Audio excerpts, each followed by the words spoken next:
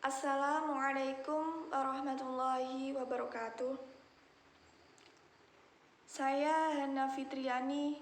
Di sini saya akan menyampaikan materi tentang rasionalisme. Pengertian rasionalisme. Secara etimologis, rasionalisme berasal dari kata bahasa Inggris rationalism. Kata ini berakar dari kata dalam bahasa Latin yaitu berarti akal. Secara terminologis, rasionalisme adalah paham filsafat yang menyatakan bahwa akal merupakan alat terpenting untuk memperoleh pengetahuan. Suatu pengetahuan diperoleh dengan cara berpikir. Menurut Descartes, rasio atau akal merupakan sumber kebenaran. Disebut aliran rasionalisme karena aliran ini menganggap sumber kebenaran hanyalah rasio. Adapun pengetahuan indera dianggap sering menyesatkan.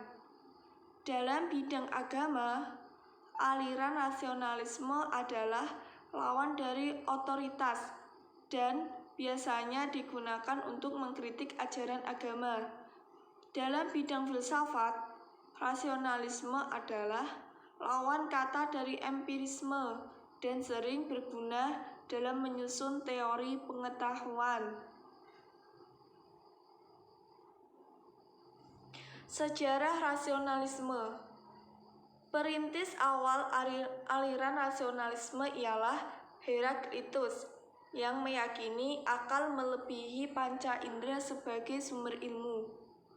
Menurut beliau, akal boleh berhubung dengan akal ketuhanan yang memancarkan sinaran cahaya Tuhan dalam diri manusia. Pada zaman pertengahan, rasionalisme Yunani berkembang di tangan tokoh-tokoh Socrates, Plato, dan Aristoteles. Rasionalisme mencapai zaman puncaknya pada zaman Aristoteles yang berusaha menangkis serangan pemikiran aliran Sufas Stoiyun yang menyebarkan pegangan bahwa sesuatu perkara itu adalah dianggap baik bila manusia mengira ia adalah baik. Dengan kata lain, manusia adalah kayu pengukur segala perkara. Perkembangan rasionalisme selanjutnya berlangsung dari pertengahan abad ke-17 sampai akhir abad ke-18. Pada masa ini, hal yang khusus bagi ilmu pengetahuan adalah penggunaan akal budi atau rasio secara eksklusif untuk menemukan kebenaran terbukti. Penggunaan akal budi yang demikian tidak sia-sia, bahkan memberikan tambahan ilmu pengetahuan yang besar sekali akibat perkembangan yang pesat dari ilmu-ilmu alam. Tokoh-tokoh yang menganut paham rasionalisme. Yang pertama, Plato pada tahun 347 sampai 427 sebelum Masehi. Cara berpikir rasionalisme telah muncul di dalam pemikiran-pemikiran Plato. Satu-satunya pengetahuan sejati adalah apa yang disebut sebagai episteme, yaitu pengetahuan tunggal dan tak berubah. Sesuai dengan ide-ide abadi, hal-hal yang diketahui melalui panca indera merupakan tiruan yang tidak utuh. Hanya ide-ide saja yang bersifat nyata dan sempurna yang ditangkap oleh daya pikir manusia.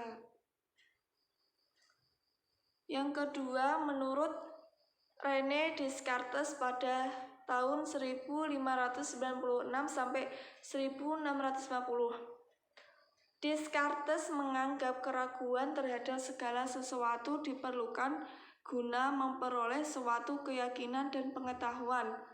Bagi Descartes, inilah metode filsafat yang paling tepat. Descartes beranggapan bahwa hanya akal budi yang dapat membuktikan terhadap dasar bagi pengetahuan, kepastian, dan keyakinan yang bersumber pada ide yang jelas dan tepat. Sebenarnya, metode Descartes sangat sederhana, yakni meragukan segala sesuatu terhadap perolehan panca indera hingga keraguan tersebut berakhir. Ketiga, menurut Baruch Spinoza pada tahun 1630 sampai 1677. Spinoza dianggap sebagai orang yang tepat dalam memberikan gambaran tentang apa yang dipikirkan oleh penganut rasionalisme. Sistem filsafat yang disusun menyerupai sistem ilmu ukur atau geometri. Spinoza mengatakan bahwa dalil-dalil ilmu ukur merupakan kebenaran-kebenaran yang tidak perlu dibuktikan lagi.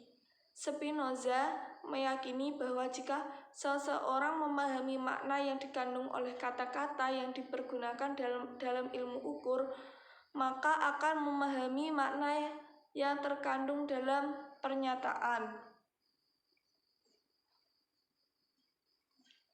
Yang keempat, menurut Gottfried Wilhelm Leibniz pada tahun 1646 sampai 1716. Leibniz mengungkapkan bahwa pengetahuan alam semesta telah ada dalam diri manusia sebagai bawahan. Pengalaman indrawi merupakan hasil eksploitasi akal atau pikiran yang kemudian melahirkan pengetahuan di luar dirinya. Leibniz menegaskan bahwa pengalaman sendiri bukanlah sumber pengetahuan, melainkan pengetahuan adalah akal atau pikiran. Filsuf Jerman ini beranggapan bahwa kebenaran terbagi atas dua bagian, yakni kebenaran yang nyata berdasarkan pengalaman dan kebenaran yang berdasarkan akal manusia. Terima kasih.